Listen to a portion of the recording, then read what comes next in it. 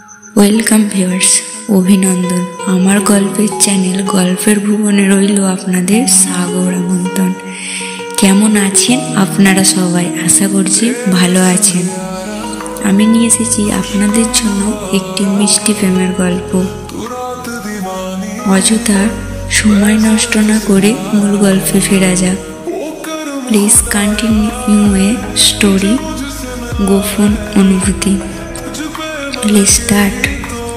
Bus stand থেকে বাড়ি ফেরার জন্য বাসে ওঠে কাজল। রবিবার বলে অন্য দিনের মতো বাসে ততটা ভিড় নেই। হাত ঘড়ির দিকে তাকিয়ে দেখে 9টা বাজতে 10 মিনিট বাকি। আজ দেরি হয়ে গেছে। আসলে কয়েকদিন পর গানের পরীক্ষা, তাই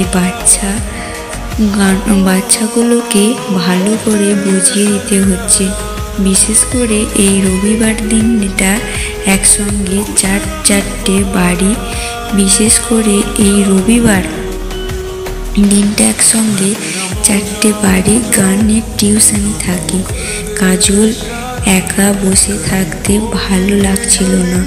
ব্যাগ থেকে ফোনটা বার করে বেশ কয়েকদিনের পর নেট অন করলো। নেট অন করার সঙ্গে সঙ্গে হুড়মুড় করে ফেসবুকে কতগুলো নোটিফিকেশান এলো। কতগুলো নোটিফিকেশান দেখে কাজল ফেসবুক অন করলো, করে ট্যাগ করে অন্য কিছু ফটো ছেড়েছে। ফটো দেখতে দেখতেই মনে পড়লো গতকাল ওর এক স্কুলে বান্ধবী ছেলের অন্নপ্রাশন ছিল। নিজের মনে একটু হেসে নেয় কাজল। ওর সমবয়সী বান্ধবীদের কয়েক বছর আগেই বিয়ে হয়ে গেছে। এইসব কথায় মনে পড়ল কালকেই তো ওর জন্মদিন। আগামীকাল 17 বছর পূর্ণ হবে। আগামীকাল 27 বছর পূর্ণ হবে। কাজল লক্ষ্য করে আজকাল বাবা কেমন কম কথাবার্তা বলে, মনে হয় কিছু নিয়ে চিন্তা করে। আসলে বাবা মা দুজনেই খুব চেষ্টা করে ওর বিয়ের জন্য। প্রায় 2 দিন অন্তত পাত্র খোঁজ নিয়ে আসে, কিন্তু প্রতিবারই পাত্র ওকে দেখার পর কেউ করে আর যোগাযোগ করে না। মুখে অনেক মানুষেরই কাজল বলতে শুনেছে রূপ দিয়ে বিচার হয় না, আসলে বিচার তো হয় গুণ দিয়ে। কিন্তু ওই সব কথা লোক বলার জন্যই শুধু বলে। আগে দর্শনধারী, তারপর গুণবিচারী, এই ধারণাটা সবারই মনের মধ্যে পোষণ করে রেখেছে। তবে এইসব নিয়ে কাজল ভাবে না। দিব্যি আছে নিজের মতো করে। গান আর বাবা মায়ের এরই জন্য জীবন যথেষ্ট। কাজল জানে ও খুব কালো, কিন্তু তাতে কি? সেই জন্য তো কারো থেকে কোনো অংশে কম নেয়। তবে আশেপাশে মানুষরা ওকে কেমন অবহেলার চোখে দেখে, এটা সব থেকে বেশি খারাপ লাগে। কাজলের মা বাবার জন্য কষ্ট হয়। রাত জেগে বাবা মায়ের কথা ভেবে চোখের তলায় কালি পড়ে গেছে। তারপর বয়সের ছাপ তো আছে। পড়াশোনার সাথে গানের গলাও খুব ভালো। সেই জন্য স্কুল কলেজে প্রচুর নাম কাজলের। বাসাটাও খুব জোরে ব্রেক কষায় আর কাজলের ভাবনা ঘর থেকে বেরিয়ে আসে। সামনে তাকিয়ে কাজল দেখে বাসে একজন ছেলে উঠল। বেশ কিছুক্ষণের জন্য চমকে যায় কাজল। এই তো সেই রণজয় দা। কাজলের যে কোনো ফাংশন হোক, রণজয় আর কাজল গান ছাড়া চলেই না। দুজনেই যখন একসঙ্গে গান করত সবাই মুগ্ধ হয়ে তাকিয়ে থাকতো। তবে কিছু মানুষ কাজলকে বলতে শুনেছে রাজপুত্রর পাশে কোথাও শ্যাওড়া গাছের পিত নেই, কিন্তু মনে মনে এইসব নিয়ে কোনো মনে খারাপ করেনি, বরং এটা ভেবেই বলেছিল ভুল কিছু বললে না লোকে। তবে তাই কি কখনো আফসোস করেনি? আসলে মনের দিক থেকে মেয়েটা অনেক শক্ত। নিজের কালো রংটাকে কখনো ক্ষুদ্র বলে মনে করেননি। রণজয় মানুষটা খুব ভালো, একদম ফ্রি ভাবে মিশত, খুব মোটামুটি করত। কাজল বেশ ভালো লাগতো। কখনো কখনো মনে একটা আশাও জাগত, তবে সেই আশাকে বেশি বাড়তে দেননি, এই ভেবে যে এটা কখনোই সম্ভব নয়, তারপর নিজেকে কষ্ট পেতে হবে। তারপর কাজল জীবনে এসেছিল বিপুল, ভালোবাসার সাগরে ভাসিয়ে নিয়ে গিয়েছিল কাজলকে। সাধারণত মধ্যবিত্ত পরিবারের মেয়েটার স্বপ্ন বুনতে শুরু করেছিল, বেশি কিছু না, নিজের পায়ে দাঁড়ানোর পর ছোট্ট একটা সংসারের স্বপ্ন। তবে স্বপ্ন ভেঙে যেতে সময় লাগেনি। কাজল শেষ 2 বছর পর যখন বিপুলকে বলেছিল বিয়ের কথা, মুখের উপর বিপুল বলে দেয়, বিয়ে? আমাদের সম্পর্কটা এতটাও গভীর নয় যেটা বিয়ে পর্যন্ত যেতে পারে। কাজল প্রথমে কাজল একটু অবাক হয়েছিল, তবে তারপর নিজেকে স্বাভাবিক করে শান্ত দৃষ্টিতে তাকায় বিপুলকে বলে, ও তাহলে আমাদের মধ্যে এতদিন কিসের সম্পর্ক ছিল? তুমি যে আমাকে ভালোবাসো কথা বলেছিলে, সেগুলো সব মিথ্যা। বিপুল নিজের চোখে মাটির দিকে নামিয়ে বলে, ভুল কি বলেছিলাম? এই বছরে বুঝে গেছি আমাদের মধ্যে বন্ধুত্বের বেশি কিছুই নেই। আর তাছাড়া মানানো বলেও তো একটা ব্যাপার আছে, তাই না? মা আমার বিয়ে ঠিক করেছে, মেয়ে দেখতে পাওয়া গেছে। তোমাকে আজকে এটাই বলতে এসেছিলাম। কাজল নিজেকে খুব ছোট লাগছিল। ভালোবাসার ভিক্ষা চাওয়ার কোনো মানসিকতার ওর নেই। বুকের ভেতরটা ভেঙে চুরে গেলেও হাসি মুখে অভিনন্দন জানিয়ে চলে এসেছিল। দুর্বল বা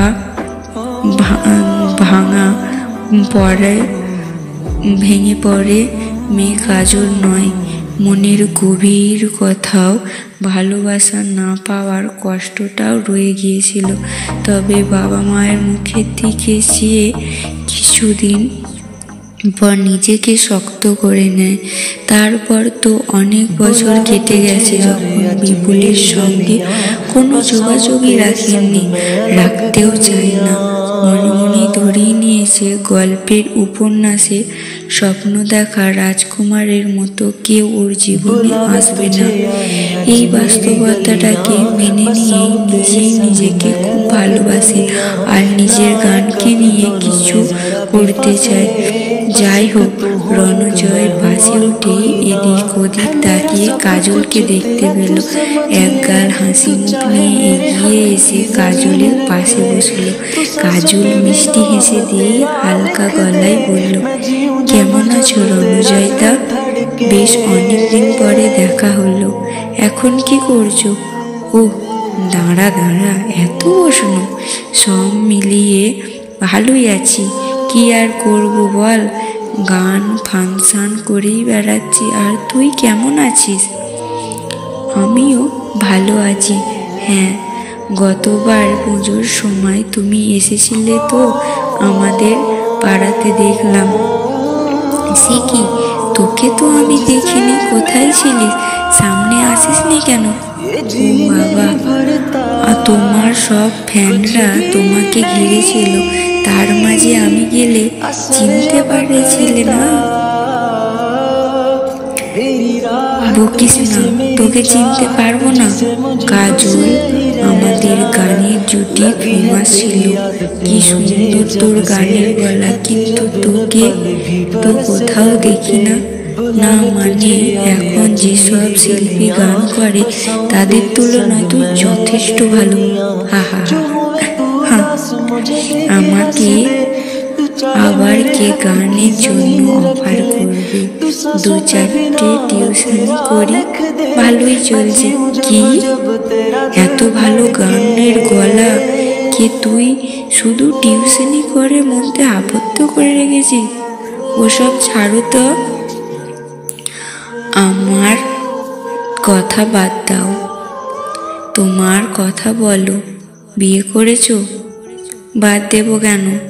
শোন, এটা রাখ, কাল সকাল 10টায় এখানে দেওয়া ঠিকানায় চলে আসবি। কিন্তু কোনো কিন্তু না কাজল, যা বললাম তাই করবি। ঠিক আছে, আমি আসবো, সাবধানে বাড়ি যাস। রণজয় এরপর পরের স্টেশনে নেমে যায়। এই প্রথম কাজল কারো মুখে নিজের জন্য অবহেলা দেখে নাই। অন্যরকম একটা অনুভূতি হয়, সত্যি মানুষটা খুব ভালো। বাড়ি ফিরে আবার রণজয়ের কথা মনে পড়েছে। কেউ মন থেকে প্রশংসা করেছে ওর, এটা ভাবতে খুব ভালো লাগছে। রাতের খাওয়ার সময় মা বাবা আরো একটা পাত্র কথা বলল। তাদের সঙ্গে দেখা করার দিনও জানিয়ে দেয় কাজলকে। বাবা মাকে কখনো কষ্ট দিতে পারে না কাজল, তাই মুখের উপর কিছু বলল না, হাসি মুখে হ্যাঁ বলে দেয়। পরের দিন সকাল সকাল উঠে স্নান করে তৈরি হয়ে নেয়। মা বলে হলুদ রঙের তা ওর গায়ে খুব মানায়, তাই হলুদ রঙের একটা কুর্তি পরে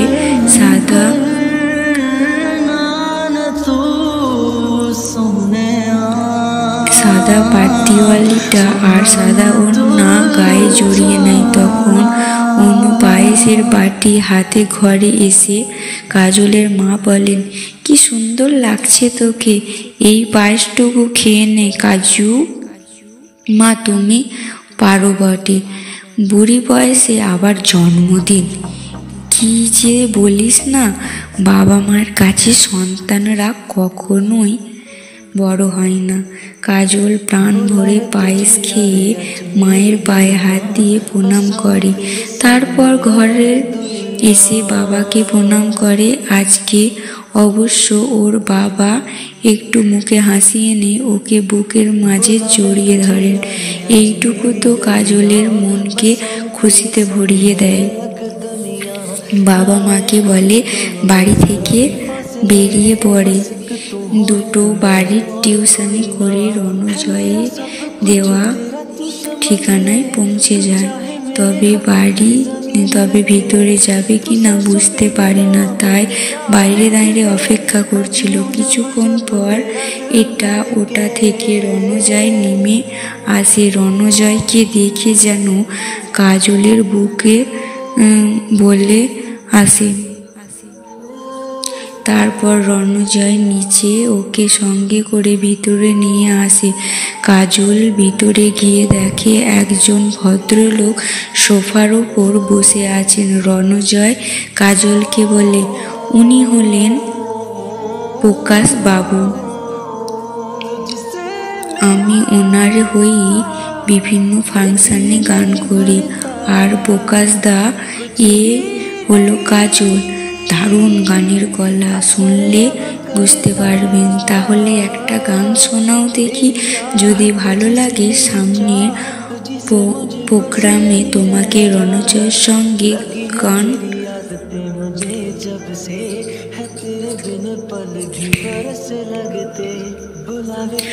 গান কাজল বরাবরই ভালোই গায়, কিন্তু একটু নার্ভাস লাগছে। রণজয় কাজলকে চোখের ইশারায় গান করতে বলল। কাজল এবার নিজের চোখ দুটো বন্ধ করে। আমারও পরানো যাহা চায় তুমি তাই গো, আমারও পরানো যাহা চায়। গানটা গেয়ে ফেলল। গান শেষে চোখ খুলে দেখে প্রকাশবাবু উঠে দাঁড়িয়ে হাততালি দিচ্ছেন আর জোর গলায় বলে উঠলেন, তোমার গলায় তো মা সরস্বতীর বাস। আমি আজকে সব ব্যবস্থা করছি। সামনের মাসে একটা বড় ফাংশন আছে। রণজয়ের কাছে শুনেছি কাজল তোমরা একসঙ্গে খুব সুন্দর গান করতে, তাই তোমাদের প্রথম জুটি হিসেবে গান গাইতে চায়। দেখি কেমন হয়। খুশিতে কাজলের মনটা ভরে ওঠে। জন্মদিনের এই উপহার পাওয়ার পর প্রকাশবাবুর সঙ্গে কথা বলার পর কাজল আর রণজয় বেরিয়ে আসে। কাজল অনেক করে মানা করার সত্ত্বেও রণজয় ওকে কিছুটা দূরে একটা চায়ের দোকানে নিয়ে আসে। তারপর দুটো চায়ের ভাঁড় হাতে করে আনে। কাজল অবশ্য এতটা সাদামাটা ভাবে থাকতেই পছন্দ করে, তবে রণজয় যে এতটা সাদামাটা সেটা কখনোই জানতে পারেনি। চায়ের কাপে একটা চুমুক দিয়ে কাজল বলল, ছোটোখাটো ফাংশন করে তোমার চলে না? মানে চলে বলতে কোনো রকমে চলে যায়। বসে থেকে তো কোনো লাভ নেই, এছাড়া আর কোনো গুণই নেই। আর চাকরি হয়তো মধ্যবিত্ত ঘরের ছেলে মেয়েদের নয়। রণজয়ের কথায় কাজল কেমন একটা আফসোস অনুভব করে, তবে বেশি কিছু বলে না, শুধু অল্প হাসে। আর তখনই মোবাইলটা বেজে ওঠে। কাজল আবার এতটা বিরক্ত হয়ে গেল যে 365 দিনের মধ্যে শুধু এই একটা দিনই সবার আমার কথা মনে পড়ে। বাকি 364 দিন আমি বেঁচে আছি কি মরে গেছি তার কেউই খবর নেয় না। আগত মুখের হাসি রেখে বেশ কিছুক্ষণ সবাইকে ধন্যবাদ জানানোর পালা চলে এলো। রণজয় চায়ের টাকা মিটিয়ে কাজলের সামনে এসে বলল, কি হলো, এত হাঁপাচ্ছিস কেন? যেন মনে হচ্ছে বাগদারা করেছে। হ্যাঁ, আসলে শুধু জন্মদিনের দিনই লোকের মনে থাকে আর বাকি দিন ভুলেই যায়। কই জন্মদিন? কার জন্মদিন? তোর? কাজল খেয়ালই করেনি মুখ ফসকে জন্মদিনের কথাটা বলেই ফেলেছে। বুঝতে পেরেই নিজেই নিজেকে কিছু ভালো মন্দ শুনিয়ে দিল। আর কোনো উপায় না পেয়ে রণজয়ের কথায় সম্মতি জানালো। তারপর ঘটে এক অবাক কাণ্ড। রণজয়ের চায়ের দোকান থেকে দুটো বাবুজি কেক কিনে আনে। একটা কেক কাজলের দিকে এগিয়ে দিয়ে বলল, সরি কাজল, এর থেকে ভালো কিছু দিতে পারলাম না, তবে টিকিটটা তোর পাওনা থাকলো। পরবর্তীতে অবশ্যই দেব। কাজল আর কিছু বলল না, শুধু মনে মনে এটাই ভাবল, কিছু মানুষ সাধারণের মধ্যেও অসাধারণ হয়। সে যাই হোক, সেদিন দুপুরে কাজল বাড়ি ফিরে মায়ের হাতে অনেক রকম রান্না করা পদ খায়। কিন্তু তারপর তো বেশ 10-15 দিন মতো রণজয়ের সঙ্গে কোনো যোগাযোগ ছিল না। কাজল তো ধরেই নিয়েছিল মিথ্যা আশা করে লাভ নেই, হয়তো প্রকাশবাবু অন্য কাউকে পেয়ে গেছেন। তবে সেদিন দুপুরে কাজল এই ভাবনা ভুল প্রমাণিত হয়। রণজয় ফোন করে জানায় আর 15 দিন পর গানের ফাংশন। এরপর থেকে প্রায় প্রত্যেক দিন সকালে রণজয় আর কাজলকে একসঙ্গে প্র্যাকটিস করতে হতো। দেখতে দেখতে গানের ফাংশনের দিন চলে আসে। এই প্রথম কাজল কোনো বড় মঞ্চে নিজের প্রতিভা তুলে ধরবে। বাবা মায়ের আশীর্বাদ নিয়ে মঞ্চে উঠেছিল, কিন্তু তাতেও কোথাও যেন একটু একটু একটু ভয় করছিল। সেই মুহূর্তে অনুভব করে রণজয় ওর হাত ধরল। কাজল জানে না রণজয় যেন জেনেই ওর হাত ধরল, তবে এইটুকু বুঝতে পারলো ওর হাতের স্পর্শ কেমন যেন ভরসা অনুভব করলো। দুজনেই মাইকের সামনে দাঁড়িয়ে অসাধারণ একটা রবীন্দ্রসঙ্গীত পরিবেশন করলো। গান শেষ হওয়ার হলেই মধ্যে হাততালির আওয়াজে ভরে গেল। এরপর আর ওদের দুজনের বসে থাকতে হয়নি। একটার পর একটা ফাংশনের জন্য দৌড়াদৌড়ি করতে বেড়াতে হচ্ছে। রণজয় আর কাজল এই জুটির নাম শুনলে পুরো হাউসফুল হয়ে যায়। ধীরে ধীরে কাজলের অবস্থা ভালো হতে লাগে। ফাংশনের টাকায় কাজল নিজের একটা ফ্ল্যাট ভাড়া নিল। এসবের মাঝে কাজল আর রণজয়ের সম্পর্কটাও একটু একটু করে গভীর হতে শুরু করলো। কাজল সম্পর্কটাকে বন্ধুত্ব থেকে বেশি কিছু ভাবেনি, আর ভাবতেও চায়নি, কিন্তু ওর প্রতি রণজয়ের ছোট ছোট খেয়াল রাখাগুলো বেশ ভালোই লাগতো। এইভাবে দেখতে দেখতে 2 বছর কেটে যায়। সামনে একটা ফাংশন আসে, তার জন্য প্র্যাকটিস চলছে জোর কদমে। এখন অবশ্য চারিদিকে ওদের দুজনের অনেক নাম হয়েছে, তাই যেখানে সেখানে চায়ের দোকানে পেলেই বসে চা আর বাবুচিকে খেতে পারে না। একদিন সন্ধেবেলায় বাড়ি ফেরার আগে একটা ক্যাফেতে দুজনের সামনে বসে কফি কাপে চুমুক দিয়ে রণজয় বলল, শোন, কালকে আমি প্র্যাকটিসে আসতে পারবো না, একটু কাজ আছে, তুই একটু ম্যানেজ করে নিস। ম্যানেজ না হয় করবো, কিন্তু কি কাজ? গার্লফ্রেন্ডের সঙ্গে ঘুরতে যাবে বুঝি? গার্লফ্রেন্ড না বললে হবু বউয়ের সাথে দেখা করতে যাব। আসলে মা অনেক দিন ধরে খুব জোরাজোরি করছে। মায়ের তো মন পছন্দ হয়েই গেছে। সামনের মাসেই মনে হয় বিয়েটা হয়ে যাবে, বুঝলি? বিয়ে? তুমি আগে বলনি তো। কাজল চমকে উঠল। খেয়াল ছিল না বলেই হয়নি, এবার যেতে হবে। চল, তোকে বাড়ি ড্রপ করে দিই। ঠিক আছে, অনেক অভিনন্দন তোমাকে। মুখে একটা হাসি এনে কাজল বলার চেষ্টা করে। রণজয় অল্প করে হাসির ছোঁয়া মুখে লাগিয়ে নেয়। কিছুক্ষণ আগে একটা গাড়ি কিনেছে রণজয়। কাজলও স্কুটি কেনার ইচ্ছা ছিল, কিন্তু ওর মা সব টাকা বিয়ের জন্য গুছিয়ে রেখেছে। কাজল আর বিয়ে করার কোনো ইচ্ছাই নেই। বেশ তো আছে বাবা মা গান নিয়ে, তবে বাবা মায়ের মুখের ওপর কিছু বলতেও পারে না। আর এই মুহূর্তে কাজল কি হচ্ছে ও তো নিজেই বুঝতে পারছে না। গাড়িতে যাওয়ার সময় চুপচাপ ছিল, এমনকি নামার পরে শুধু একটা শুকনো বাই বলে বাড়িতে চলে আসে।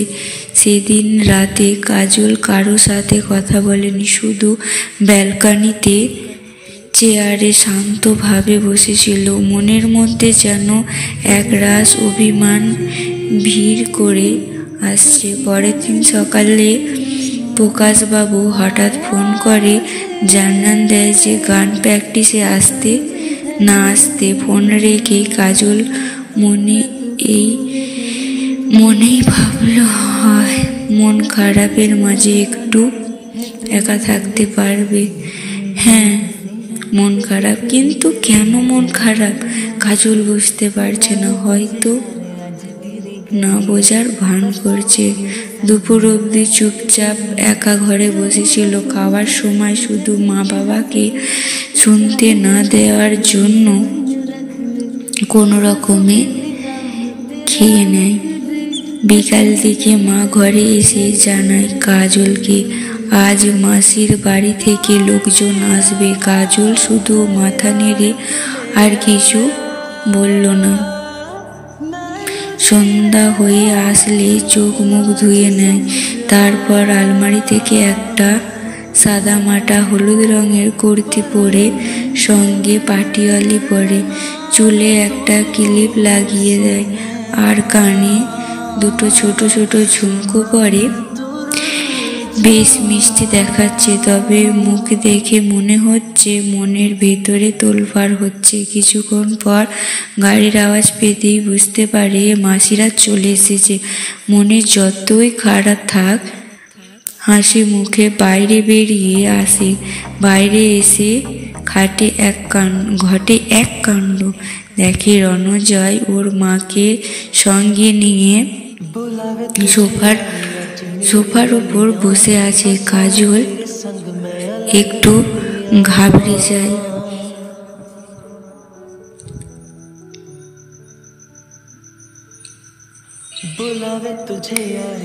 এ কি রণজয় দা, তুমি এলে? মেয়ে দেখতে যাওনি? কাজলের কথা হয় সবাই হু হু করে হেসে ওঠে। রণজয়ের মা উঠে এসে কাজলের মাথায় হাত বুলিয়ে বলেন, শোনো গো মেয়ের কথা, এই মেয়েকে কে বোঝাবে? রণু, তুই ওর সঙ্গে একটু আলাদা করে কথা বল, এখনো ছেলে মানুষটা রয়ে গেছে। এই মুহূর্তে রণজয় কাজলের ঘরের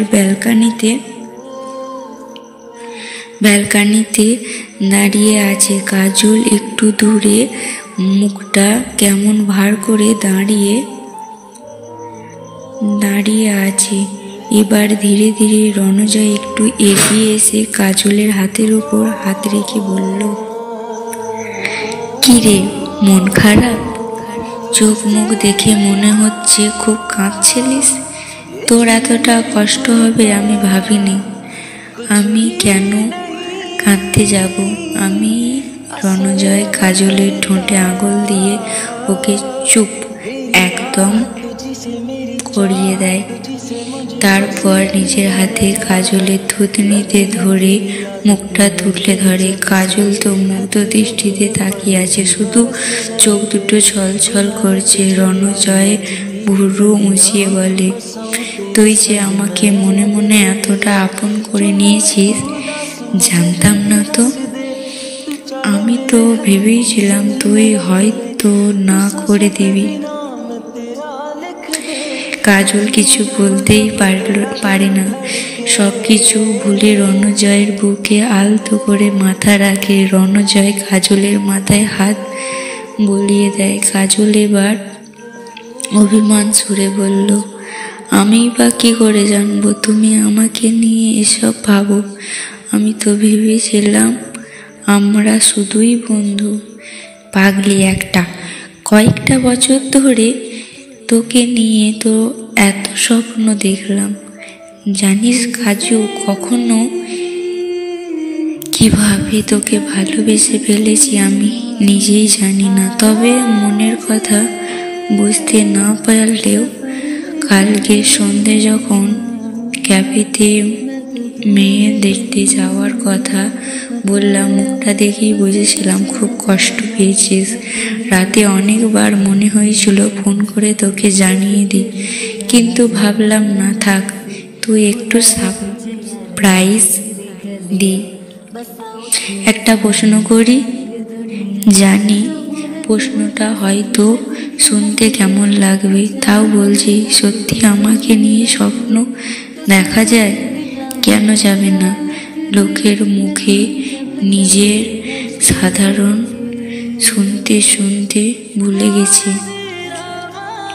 তুই তো সাধারণের মধ্যেই অসাধারণ। তুই আমার প্রিয়তমা কাজু। আজ তুই আমায় বিয়ে করবি তো? জানি না, যাও। ও বাবা, আমার কাজুর আবার লজ্জাও আছে, লজ্জাও পায়। আর কিছুই বলার বা শোনার বাকি থাকে না। কাজু রণজয় একে অপরে জড়িয়ে ধরে।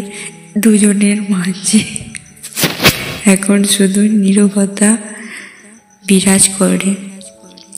তবে মনে মনে দুজনেই দুজনকে বলে অনেক ভালোবাসে। জানি না গল্পটি কেমন হলো। এতক্ষণ পেশেন্স নিয়ে শোনার জন্য অনেক অনেক ধন্যবাদ। আগামী দিন নতুন গল্প নিয়ে আবারও ফিরে আসবো। বাই।